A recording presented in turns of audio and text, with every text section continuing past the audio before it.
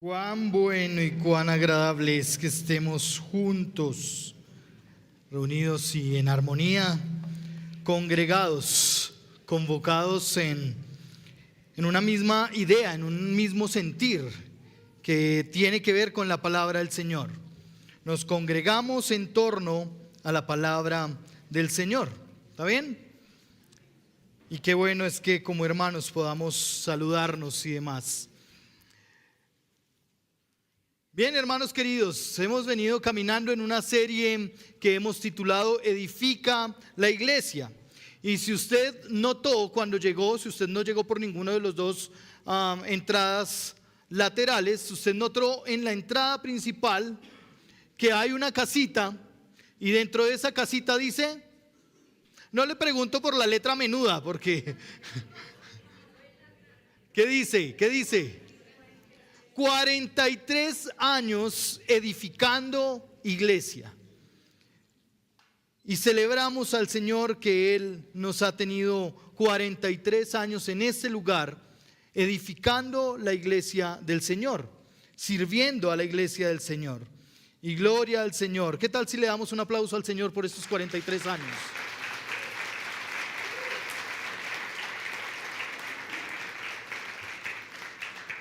Han sido 43 años que muy seguramente usted, quien es más antiguo en la iglesia, ha visto a muchos pasar.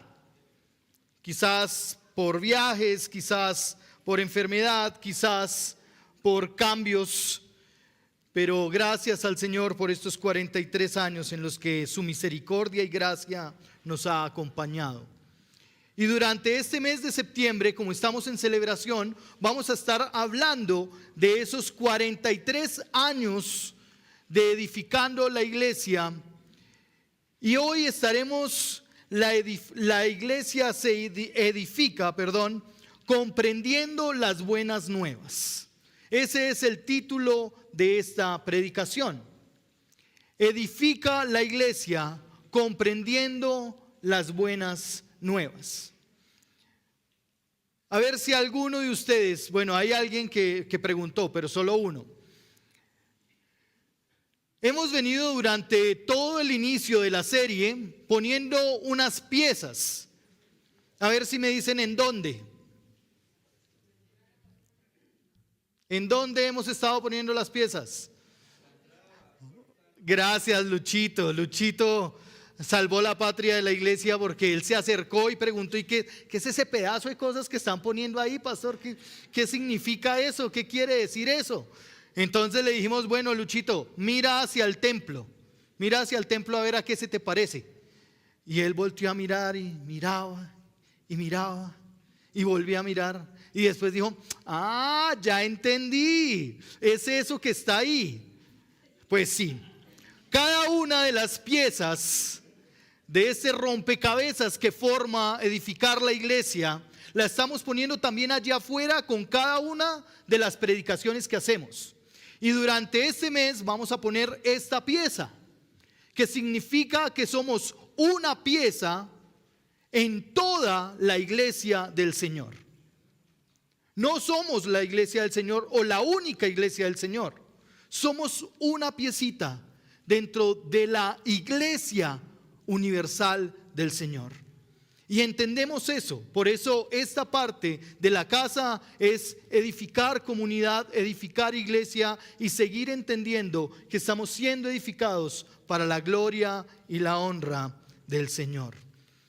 Entonces, si usted no se había preguntado, si no se había dado cuenta, ahora cuando salga puede analizarla y ver. Y gracias a quienes nos han apoyado durante todo este tiempo en todas estas ideas que surgen desde el equipo y que se van materializando con mentes creativas.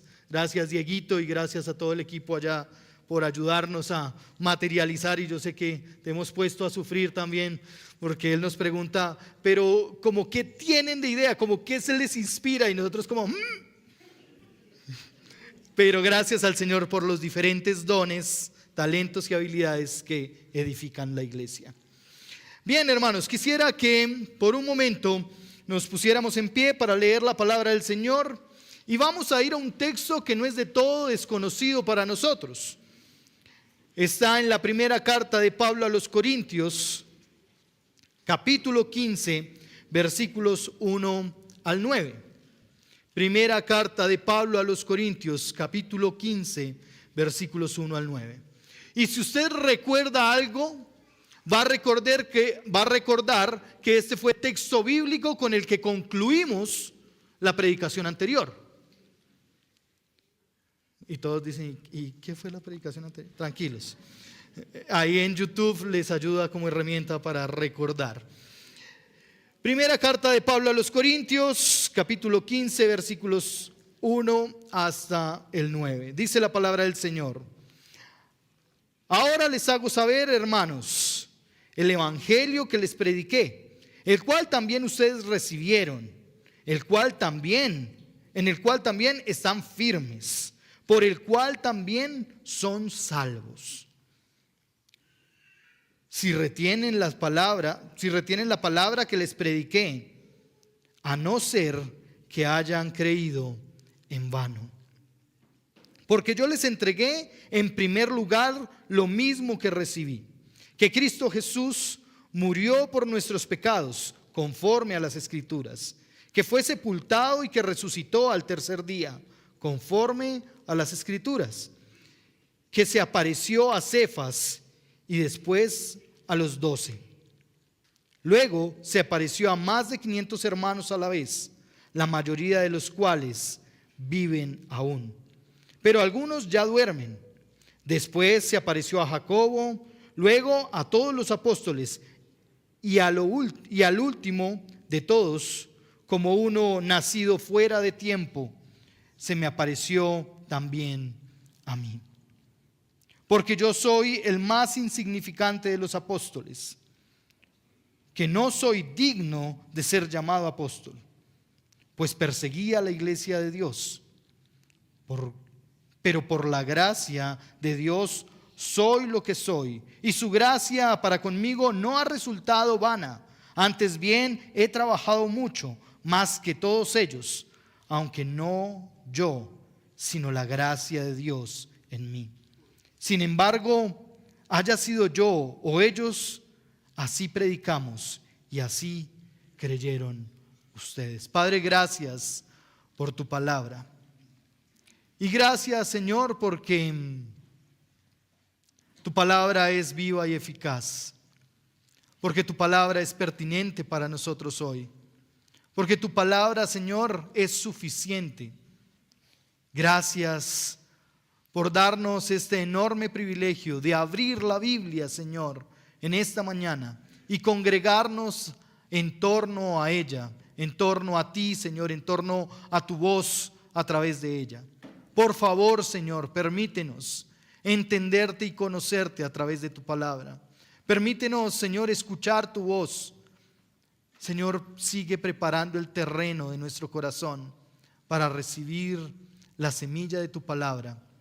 Y que en nuestro corazón, Señor, tu palabra brote, germine y dé fruto, Señor, crezca y dé fruto. Que realmente haya frutos, Señor, de gloria a ti, de exaltación de tu nombre, de arrepentimiento. Que en nuestro corazón haya fruto, Señor, de gratitud por la obra de Cristo Jesús en la cruz. Que en nuestro corazón surja, Señor, el reconocimiento de tu gracia. Gracia, Señor, que nos sustenta en estos tiempos. A ti toda la gloria y la honra, Señor. A ti todo el honor. Y nos ponemos, Señor, atentos a tu palabra para lo que hoy quieres hablar a nuestros corazones. A ti, Señor, te damos todo el honor en el nombre de tu Hijo Jesucristo. Amén y amén. Bien, los facilitadores están ansiosos por esta primera parte, porque usted va a recibir una hoja. Ya pueden pasar los facilitadores. Ustedes van a recibir no una hoja, media hojita.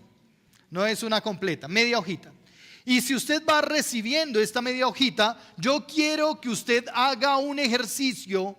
Usted de su capacidad.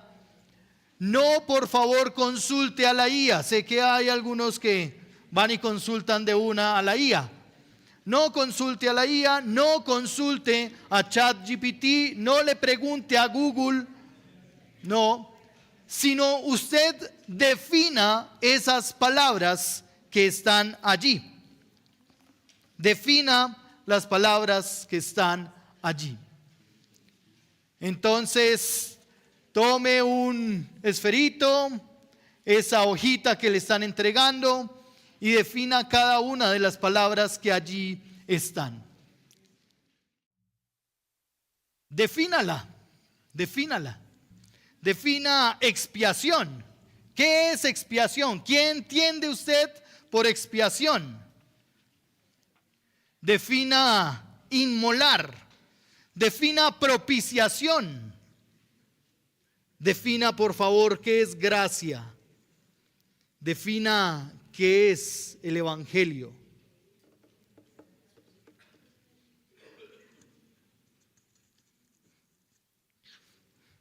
Tranquilo que después esto no lo vamos a calificar, no lo tiene que entregar, no tiene que ponerle nombre tampoco. Entonces, creo que hacen falta bolígrafos acá también. ¿Alguien falta por hoja? ¿Alguien falta por bolígrafo? ¿Por lapicero? ¿Por esfero?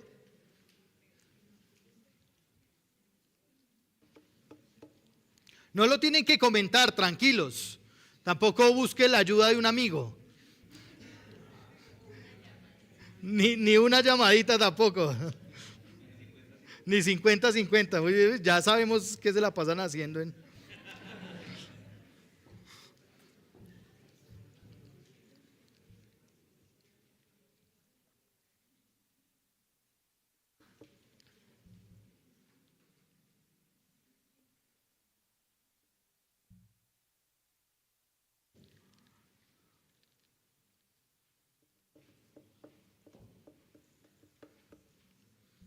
Bien, si usted está allí acompañado, si no, también busque compañía.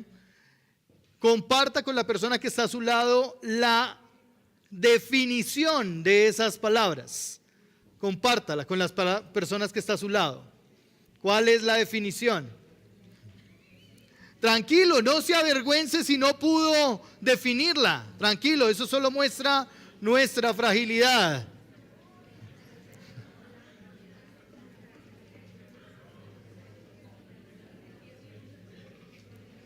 Mafe.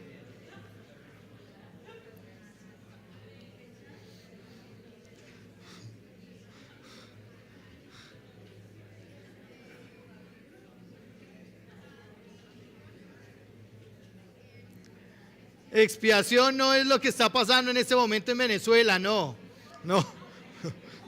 No es eso, no es eso.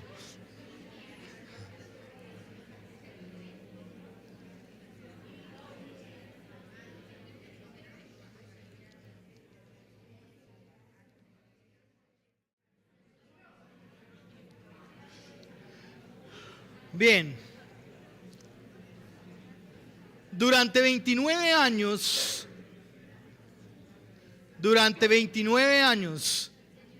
de vida cristiana, he visto cómo palabras con un valor y una profundidad en su significado pierden mucho sentido. Ya podemos quedarnos aquí tranquilos que después pueden seguir dialogando de los significados. Como muchas palabras que tienen tanto significado y tanta profundidad para nosotros pierden sentido cuando las utilizamos al interior de la iglesia. Entonces es como si fuera un dialecto que nadie más conoce. Pero ni siquiera nosotros mismos a veces logramos identificar el significado de esas palabras. Hablamos que el Señor hizo expiación. Y suena súper bonito y súper intelectual. Pero ¿y qué quiere decir eso? Expiar tiene que ver con cubrir el pecado o limpiar el pecado. No tiene que ver con espiar a nadie. No es que el Señor está detrás de la puerta mirándole qué está haciendo. No. Pero también otra de esas palabras es propiciación. Y allí ustedes encuentran, propiciación es aplacar, satisfacer o apaciguar la ira de Dios y ser reconciliados. Por eso hablamos de que el Señor fue propicio para nosotros. Él se puso como propiciación por nosotros. Pero además de eso, inmolar, el cordero inmolado, ¿recuerda? Es el sacrificio que se ofrece en honor a. Sacrificio que se ofrece en honor a. Y una palabra que utilizamos mucho al interior de la iglesia es el evangelio. Y hablamos del evangelio para decir cualquier cosa. Pero el evangelio traduce buenas nuevas y quizás lo tomamos más cuando estamos hablando del nacimiento. Por allá en Navidad, cuando nos acordamos que el Señor Jesús se hizo carne. Pero además buenas nuevas tiene que ver con la besorá. Y la besorá en hebreo tiene que ver con un anuncio que llegaba a los oídos de los reyes en su momento. Con una buena comunicación, con un buen acontecimiento que sucedía. Y gracia, el favor, la bendición, la bondad del Señor de dar el mayor tesoro a los que no lo merecen. Por eso cuando decimos que somos medios de gracia, estamos dando a alguien el mayor tesoro que no se merece, Es importante entender el evangelio para que de esta manera podamos lograr rescatar la importancia y la centralidad que tiene la edificación de la iglesia en las buenas nuevas de Jesucristo. Si logramos entender la definición de evangelio, vamos a ir caminando hacia comprender cómo la iglesia se edifica en el buen anuncio de quién es Cristo Jesús. El capítulo 15 es la forma en que Pablo identifica la situación de la iglesia en Corinto. Y Pablo está volviendo a repetir un anuncio. Pero si usted lee los primeros 14 capítulos, usted va a encontrar que dentro de la iglesia de Corinto había inmoralidad. Habían situaciones donde unos juzgaban a otros. Habían situaciones de no sujeción. También se estaban presentando envidias en medio de la comunidad. Se presentaban rivalidades, falta de amor. Por eso, ¿recuerda usted el capítulo 13 de lo que no es amor? Pablo tiene que repetirlo. Surgen divisiones, engaños, contiendas, peleas, luchas. Y tiene que el apóstol venir nuevamente a recordar para nosotros que quizás no vivimos muy alejados de esa realidad, que quizás nos es fácil llegar a juzgar a uno o a otro por alguna situación. Si nosotros tenemos un rol activo dado por Dios para la edificación de la iglesia, debe el evangelio ser para nosotros una marca inconfundible, indispensable, pero infaltable para estar centrados en Cristo. Es decir, si nosotros somos una comunidad de creyentes, el evangelio es el centro de nuestra reunión. Es el centro alrededor de lo que nos congregamos. Pero a veces quizás no hemos comprendido de todo el evangelio. Y por eso Pablo a la iglesia de Corinto, que es muy distinta a nosotros, ¿sí? Nosotros no hacemos esas cosas que ellos hacían, no nos comportamos como ellos se comportaban. Son ellos que tienen esas dificultades, esa iglesia. Ay, Señor. El Señor recuerda qué es el Evangelio. E inicia en el primer versículo con el anuncio. Y así comienza Pablo. Pablo habla del anuncio que él mismo hizo en esta iglesia. Y dice allí: ahora les hago saber, hermanos, el evangelio que les prediqué. Pero ¿cuál es la necesidad de hacerte saber algo que ya te he dicho? ¿Por qué usted le repite a sus hijos que tienen que sacar la basura? ¿Por qué usted le repite a su esposo? ¿Por qué usted le repite a su esposo que por favor, cuando lave la loza, seque el mesón? ¿Por qué? Porque quizás se le olvidó, ¿verdad? Y pareciere que fuera el acontecimiento que se está dando en el capítulo 15 de la Primera de Corintios. Algo que ha olvidado la iglesia. La iglesia quizás estaba pensando que su reunión era para agradarse. Y si usted nota el inicio del capítulo 11 de Primera de Corintios, va a notar que se reunían no para agradar al Señor. Se reúnen para otras cosas. Y hay grandes ojos de dudas por allá. Vea el versículo 11, el capítulo 11, versículo 17. Pero al darles estas instrucciones, no los alabo, dice Pablo, porque no se congregan para lo bueno, sino para lo malo.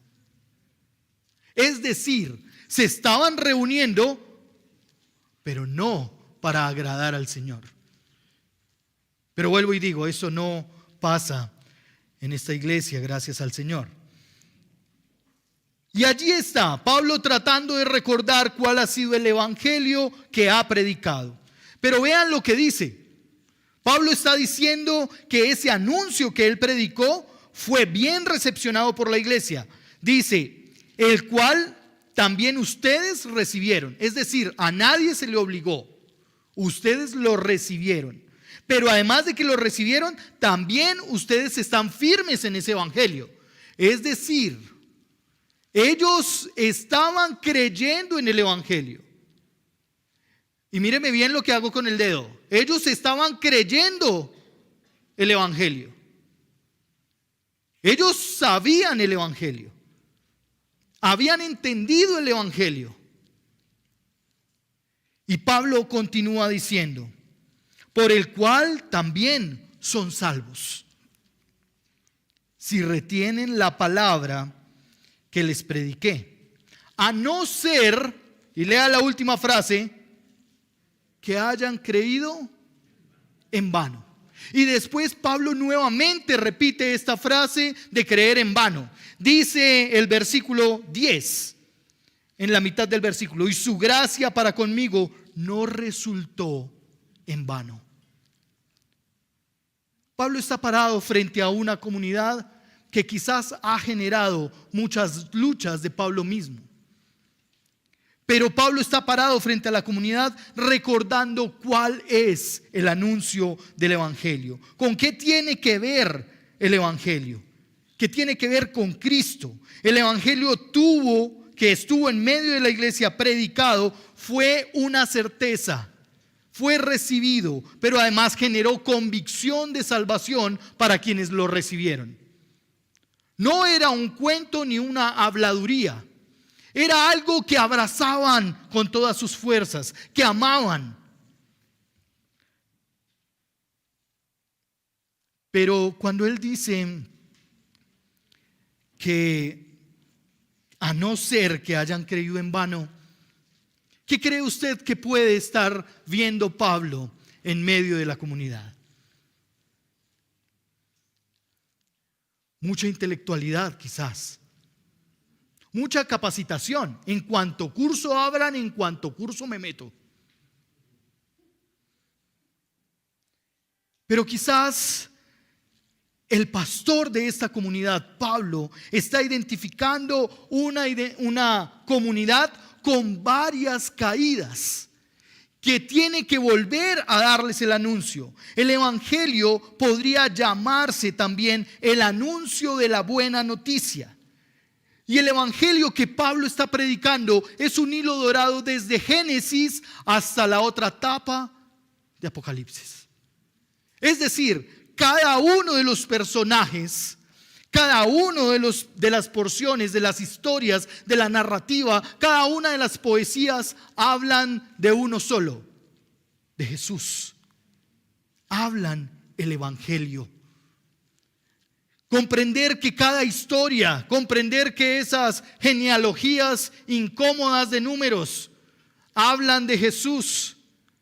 Entender que ese lenguaje apocalíptico y poco comprensible en los libros de Ezequiel, Daniel y en mismo Apocalipsis hablan de Cristo, es lo que tú y yo necesitamos comprender al sentarnos frente a la Escritura. El evangelio se trata del amor del Padre Celestial por la humanidad. Se trata del sacrificio de Cristo Jesús por el mundo. Y se trata del acompañamiento persuasivo y actual del Espíritu Santo. El evangelio habla de Dios. Tiene que ver con Dios. El evangelio no es algo que está en el ambiente y lo sentimos o no lo sentimos. Se trata del Señor y su plan soberano. El evangelio se trata de Cristo y de que Cristo vive. Es la invitación que tenemos a morir a nosotros mismos para que el Señor viva en nuestros corazones.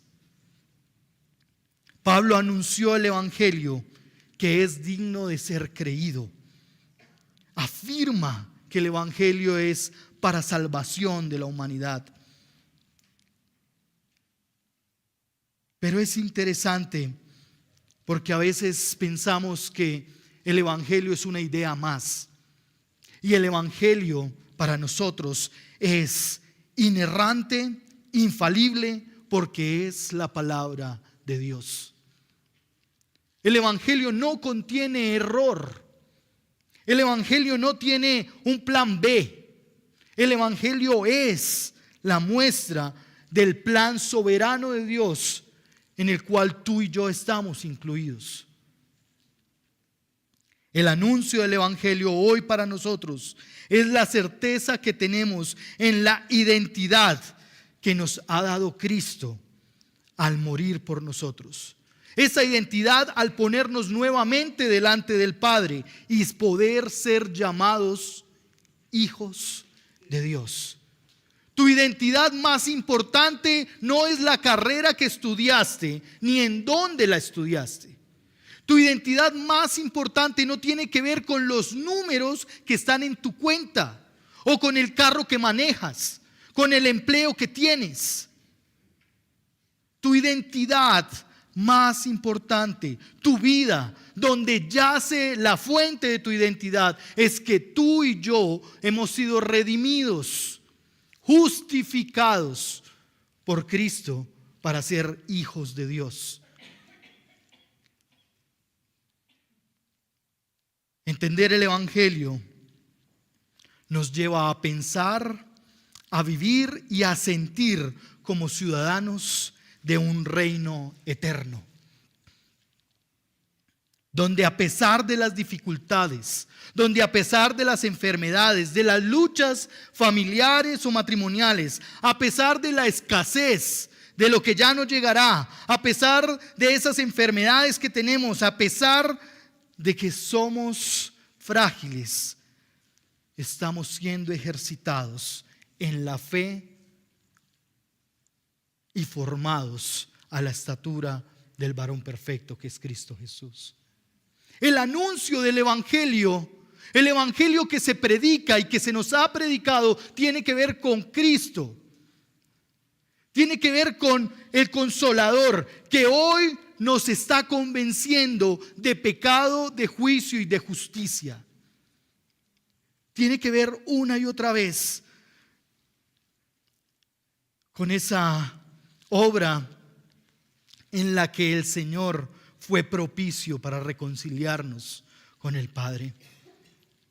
El Evangelio tiene que ver con el favor de Dios para nosotros.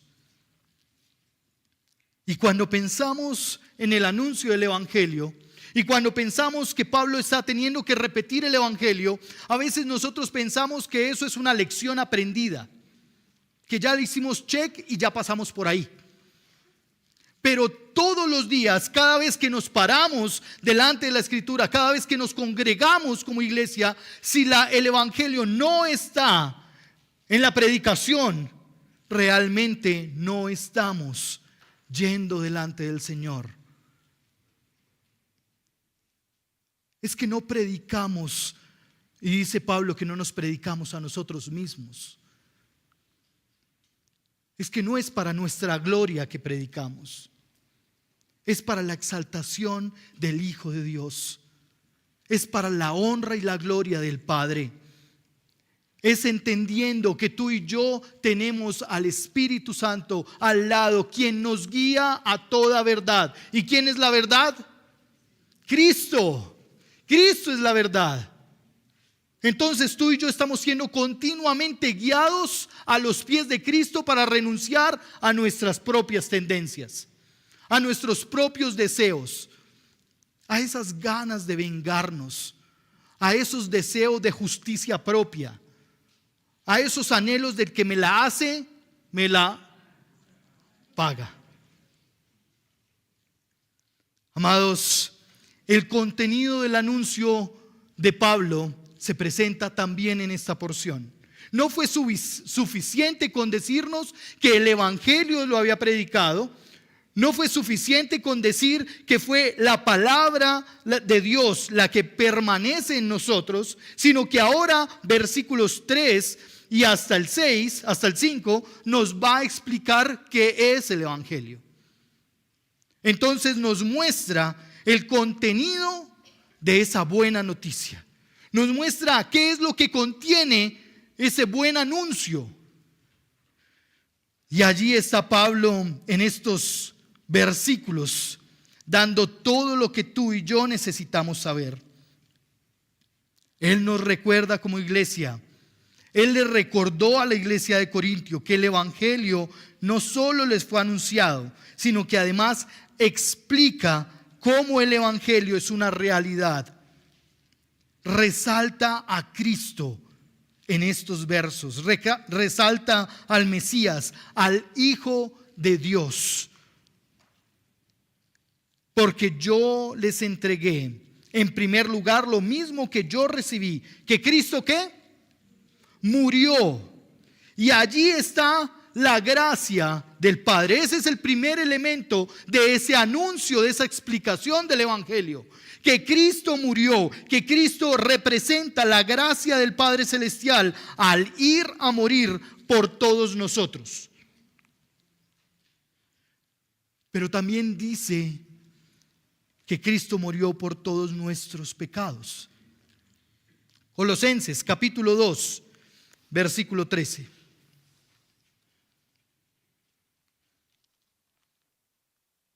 Y lo leo a su favor. Y cuando ustedes estaban muertos en sus delitos y en la incircuncisión de su carne, Dios les dio vida juntamente con Cristo, habiéndonos perdonado todos nuestros pecados. Todos nuestros pecados. ¿Cuáles pecados ha perdonado el Señor? Todos. Los que usted cometió ayer, el Señor murió por esos pecados. Los que usted está cometiendo en este momento o antes de llegar a este lugar, el Señor murió por esos pecados. Pero ¿sabe cuál es la buena noticia? Que murió por todos los pecados, es decir, por los que usted va a cometer de aquí en adelante. El Señor ya murió por esos pecados. Los de antes, los del presente, pero también los futuros. Porque el Señor sabe que usted y yo hemos nacido totalmente en pecado, que nuestro corazón tiende continuamente hacia el mal, y Él no está ilusionado de que usted se porte como una santa paloma. Él sabe que tú y yo necesitamos a Cristo en nuestra vida para realmente vivir como a Él le agrada que vivamos. Hoy tenemos la esperanza que aun cuando pequemos, aun cuando luchamos con no pecar, pero pecamos, el Señor ya ha muerto por esos pecados nuestros. Y es que eso debe generarnos alegría, felicidad, saber que el precio fue pagado por completo, que no quedó una deuda a medias, sino que tú y yo podemos acercarnos libremente al Señor, porque nuestros pecados fueron pagos. Porque tenemos hoy certeza de que si nos arrepentimos, el Señor es fiel y justo para perdonarnos. Porque entendemos que el Evangelio tiene la certeza de la salvación, de que hemos sido rescatados del mundo para vivir como ciudadanos de un mundo superior, divino y eterno. Esa es la primera explicación que da Pablo. Y después dice que el Hijo de Dios también fue sepultado. Pero ¿qué relevancia tiene el que el Hijo de Dios haya muerto y además de eso que haya sido sepultado? ¿Cuál es la importancia dentro de los puntos del Evangelio que el Hijo de Dios haya sido sepultado? Ese es el tercer punto. Realmente nos lleva a entender que el Hijo de Dios en la tumba nos recuerda que la ira de Dios tenía un precio. Romanos nos dice que tú y yo, si hemos creído, hemos sido libertados de la ira de Dios. Porque para el que no cree, se está exponiendo a la ira, dice Juan. El que no ha creído en Cristo Jesús como Señor y Salvador se expone a la ira de Dios mismo. Entonces ahí viene la pregunta de una de esas cosas que normalmente hablamos y que está hablando el texto bíblico. ¿De qué nos salvó Dios? De su ira, de Él mismo. Es decir, vean el gran amor de Dios. Le dice al ser humano que si peca van a morir. Pero además de eso, Él propone a Cristo Jesús como la salida, como quien se pondría en propiciación por nuestros pecados. Porque Dios es fiel y tendría que cumplir su palabra. Por lo tanto, tú y yo disfrutamos hoy de la gracia del Señor que nos cubre a través de Jesús y nos guarda de la ira de Dios mismo. Ya no estamos bajo el yugo del pecado. Pero no solo nos ha limpiado de nuestro pecado, sino que también nos ha libertado del poder del pecado en nuestras vidas. Es decir, a través de Cristo Jesús, tú y yo ahora somos conscientes de qué cosas son y no son pecar. A veces andamos preguntando, ay Señor, ¿será que tú quieres que yo me vuelva a casar? Yo hay cosas que no tengo que preguntarle al Señor, porque yo ya sé lo que el Señor ha dicho en su palabra. Hay cosas que yo no tengo que preguntarle, Señor, ¿será que tengo que orar por ese que me ha hecho tanto daño? Y es que el Señor ya lo dijo. Pero a veces estamos preguntándole al Señor y yo me imagino al Señor allá otra vez con la misma pregunta. Pero ¿saben qué es lo bueno? Que tenemos un Señor que se complace en respondernos una y otra vez a través de su palabra. Que vuelve a decirnos que debemos perdonar, así sea 70 veces 7. Que debemos amarnos los unos, que debemos servirnos los unos, que debemos confesarnos los pecados los unos. Y esa parte a veces no gusta mucho. Que debemos sujetarnos los unos a los otros. Es decir, no solo es el mandato para la esposa. Quienes hemos entendido la palabra del Señor, entendemos que somos hombres en sujeción y en sujeción de unos a otros. No es un mandato exclusivo para la mujer, porque a veces malversamos la Escritura y a veces creemos que es la única autoridad en la casa soy yo y el único que puede hacer y deshacer soy yo. Y convertimos la palabra en algo que no es verdad. La teología bíblica está hablando de que todos tenemos las mismas capacidades, pero tenemos diferentes roles, diferentes ocupaciones. Entender que el Hijo de Dios fue sepultado es que se cumple la palabra del Señor. La ira del Señor se puso sobre nuestro amado Señor Jesucristo y murió, y por 3 días estuvo allí muerto. Pero el gran anuncio del Evangelio, lo que resaltamos aún más del Evangelio, es ese tercer punto en lo que explica Pablo. El Evangelio es el anuncio de la resurrección del Hijo de Dios. ¿Y qué tan propicio es recordar esto cuando hemos acabado de tomar la cena? ¿Qué tan necesario es recordar esto cuando tú y yo hemos sido conscientes de tomar la cena y que al tomar la cena recordamos el Evangelio? Recordamos, lo hacemos para recordar que Cristo Jesús vino, que Cristo Jesús se entregó por nuestros pecados, que murió pero que resucitó y vivo está y reina a la diestra del Padre y vive y hace juicio justo. El mismo poder que se hizo palpable para levantar a Jesús de los muertos, dice la Escritura, hoy obra en nosotros para darnos vida. El mismo Espíritu que levantó a Jesús de los muertos, hoy obra en ti y en mí para darnos vida y vida por la eternidad. El anuncio de la resurrección de Jesucristo no solo fue una buena noticia que alguien escuchó, sino que fue la buena noticia que testigos vieron. Los versículos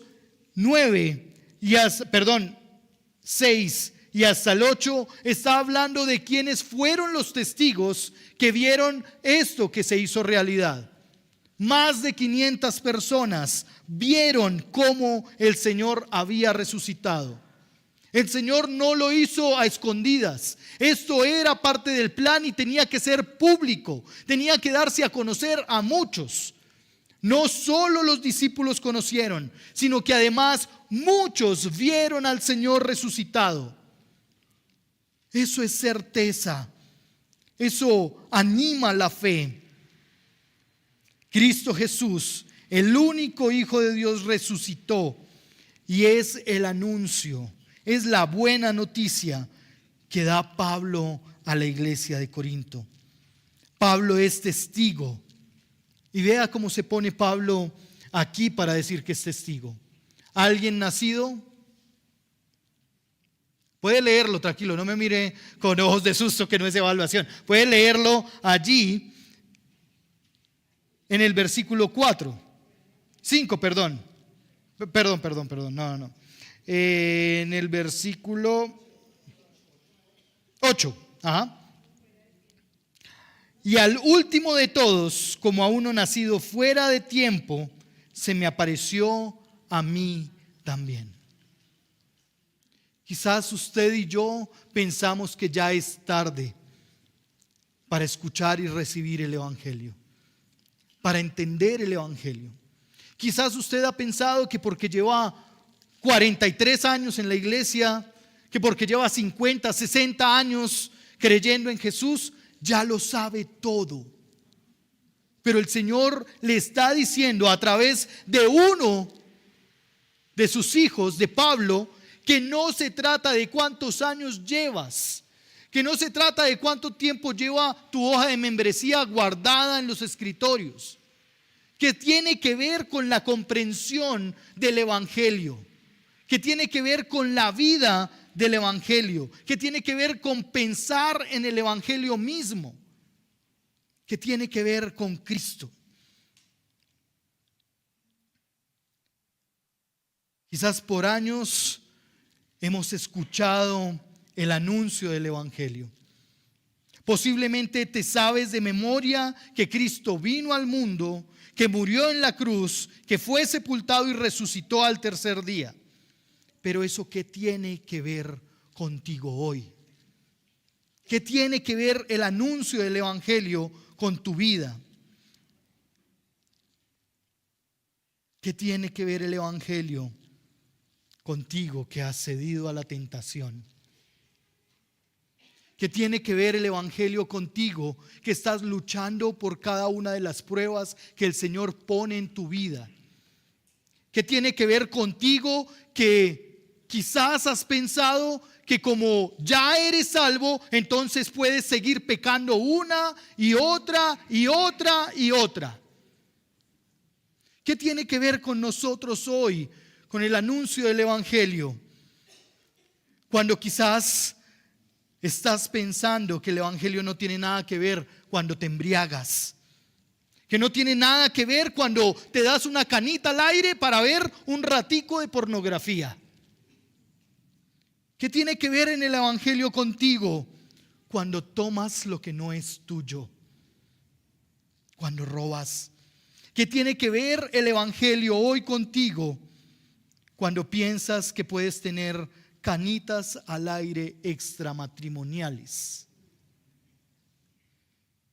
Pero yo llevo mucho tiempo en la iglesia. ¿Qué tiene que ver contigo hoy el Evangelio?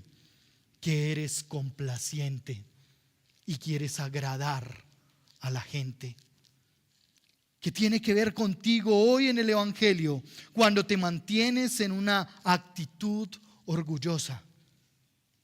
¿Qué tiene que ver contigo el Evangelio hoy cuando eres prepotente o cuando te justificas en todo lo que haces?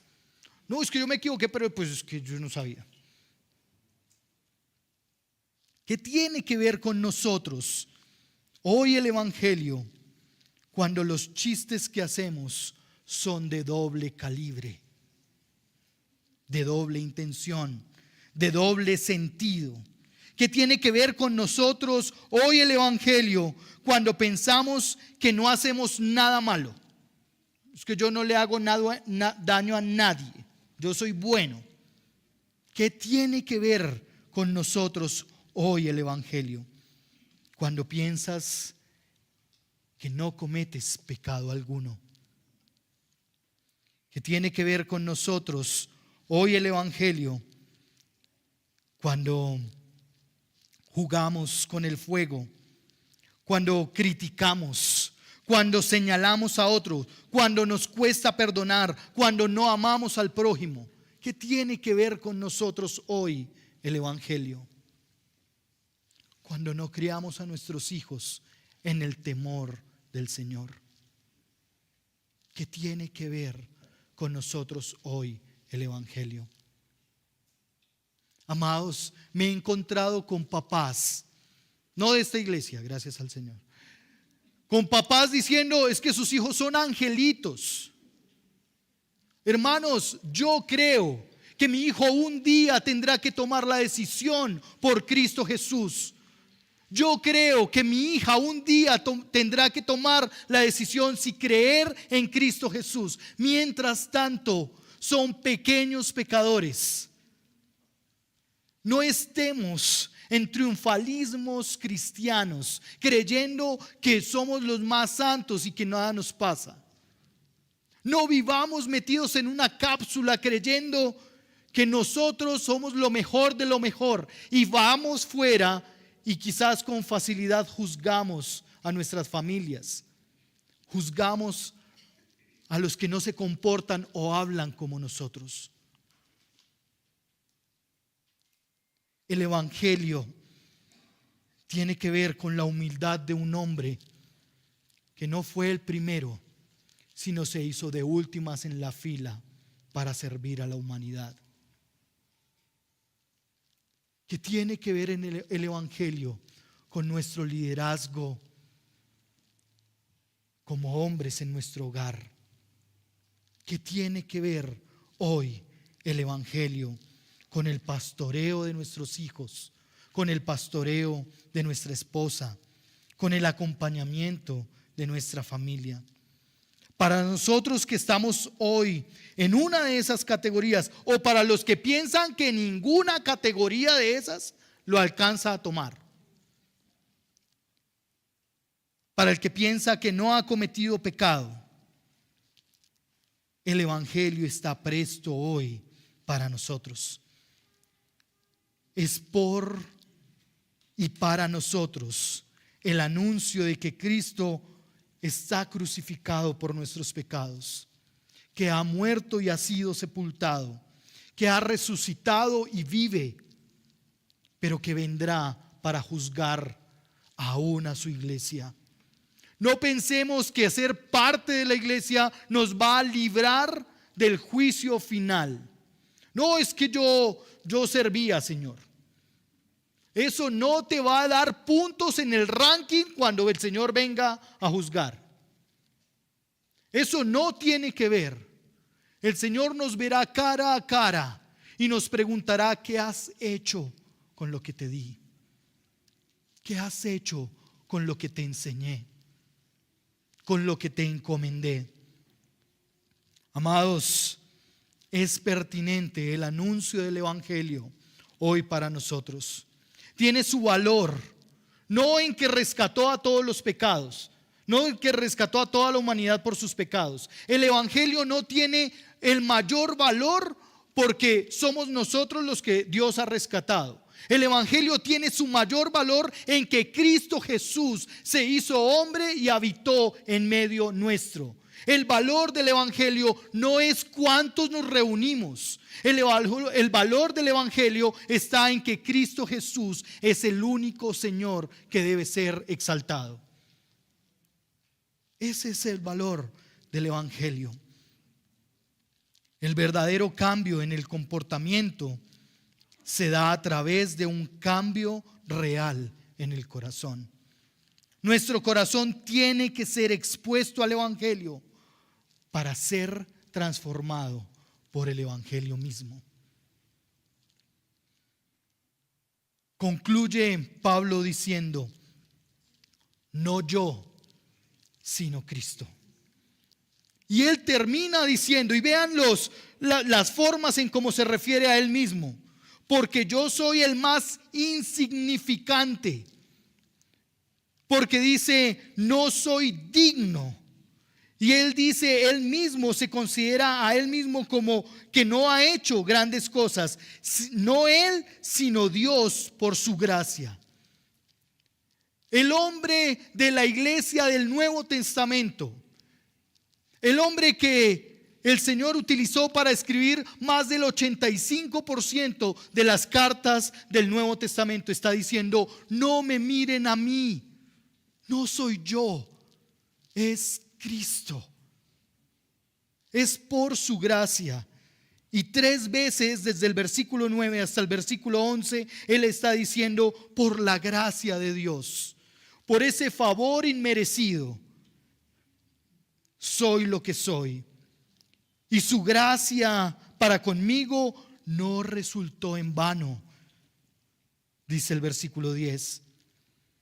Antes bien he trabajado mucho, aunque no yo, sino la gracia de Dios en mí. Entender que nuestra vida, nuestra posición, nuestro rol en este mundo no tiene que ver con nuestras capacidades, con lo bellos que somos. No tiene que ver con cuánto sabemos y conocemos, con cuántos títulos tenemos. Tiene que ver con la gracia de Dios dada a cada uno de nosotros. Tú eres un buen papá, gloria a Dios, porque no eres tú, es Cristo en ti. Tú eres una buena esposa, no eres tú. No tienes la responsabilidad ni tienes tampoco el derecho de juzgar. Es Cristo quien ha hecho la obra en tu vida. ¿Eres un buen hijo? No eres tú, es Cristo en ti.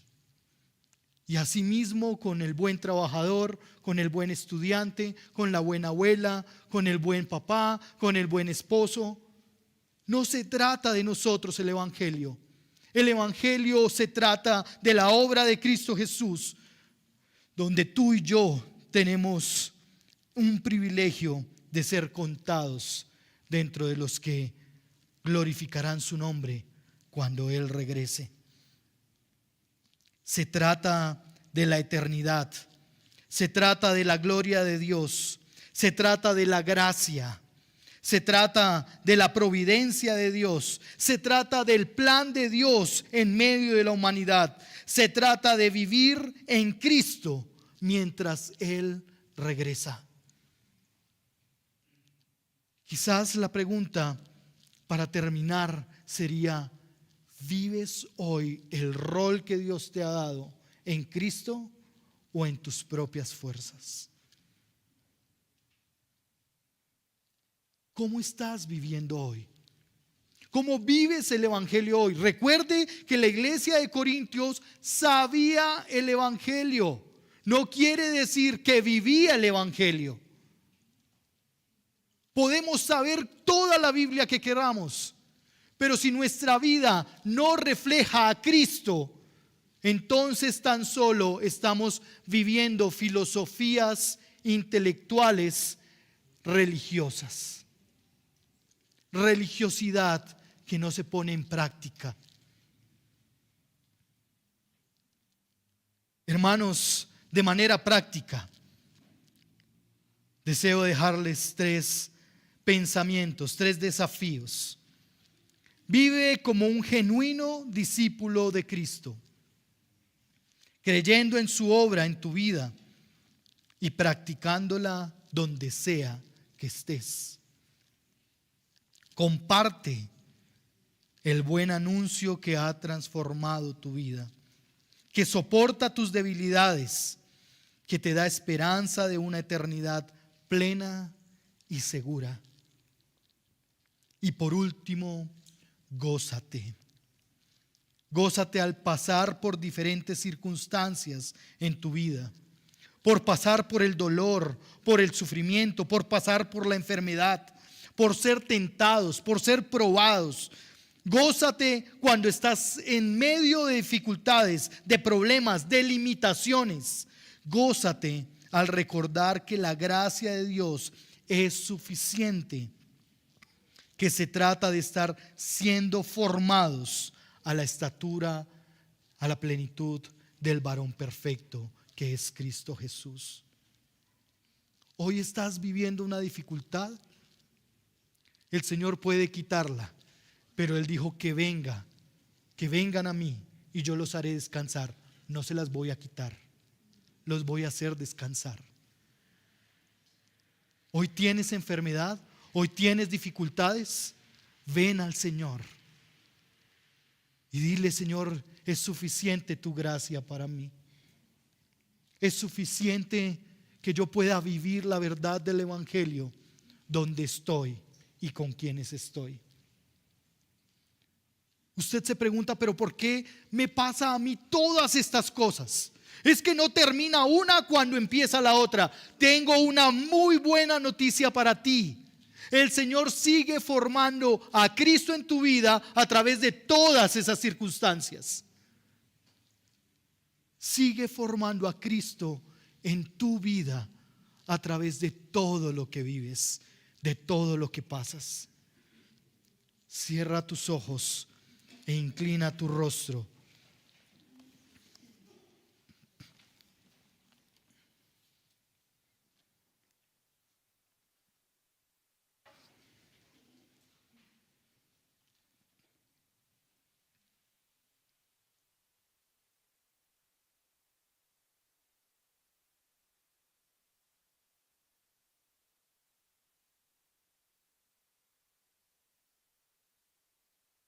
Y toma este momento para venir delante del Señor.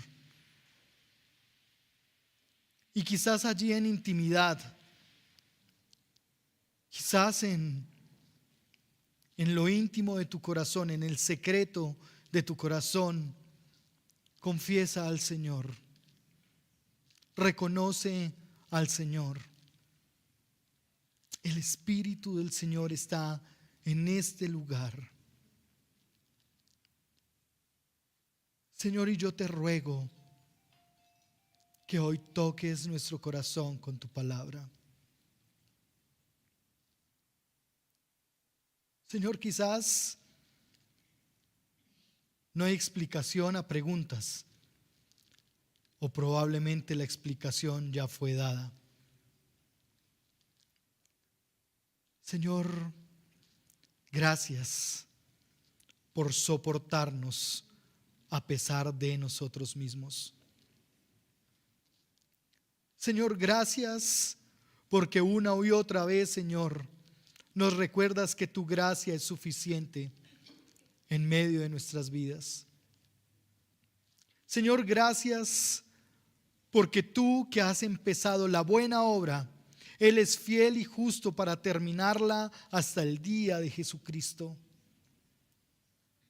Señor, que mientras aquí estemos, nuestro carácter siga siendo probado y tentado, siga siendo formado en ti para la gloria de tu nombre. Señor, que mientras vivimos estas dificultades, sabemos cómo abarcarlas, porque tú, Señor, nos has llamado a vivir en integridad, en humildad y en sabiduría, Señor.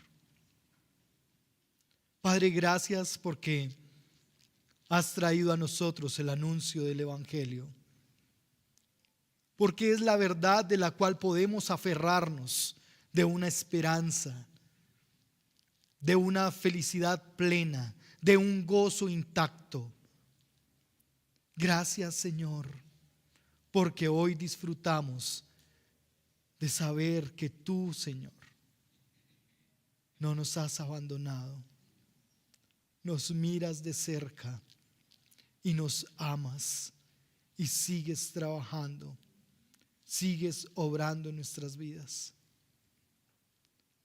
Señor, mira esta tu iglesia con misericordia y nos arrepentimos, Señor, de nuestro pecado.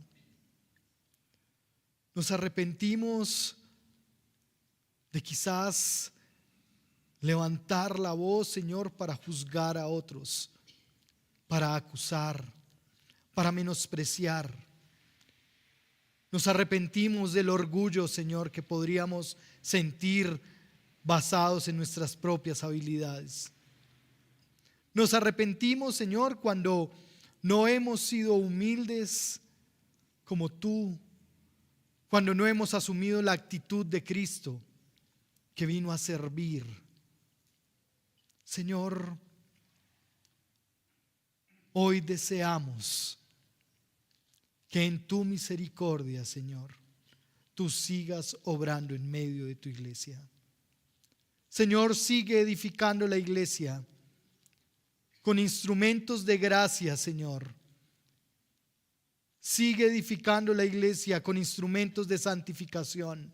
Sigue, Señor, edificando la iglesia con habilidades y talentos puestas, Señor, para la gloria de tu nombre y no para ganar glorias personales. Señor, sigue edificando la iglesia mientras vivimos tiempos difíciles, mientras pasamos por momentos tortuosos, mientras no encontramos, Señor, razones quizás para vivir. Señor, sigue edificando la iglesia, animando a aquellos que no encuentran sentido, Señor, para seguir congregándose. Sigue edificando la iglesia, Señor, cuando quizás no hay con quien hablar, no hay quien nos entienda. Sigue, Señor, edificando la iglesia y amándola y apartándola del pecado. Síguenos, Señor, formando y llevando en tu mano. Te lo rogamos en el nombre de tu Hijo Jesucristo. Amén.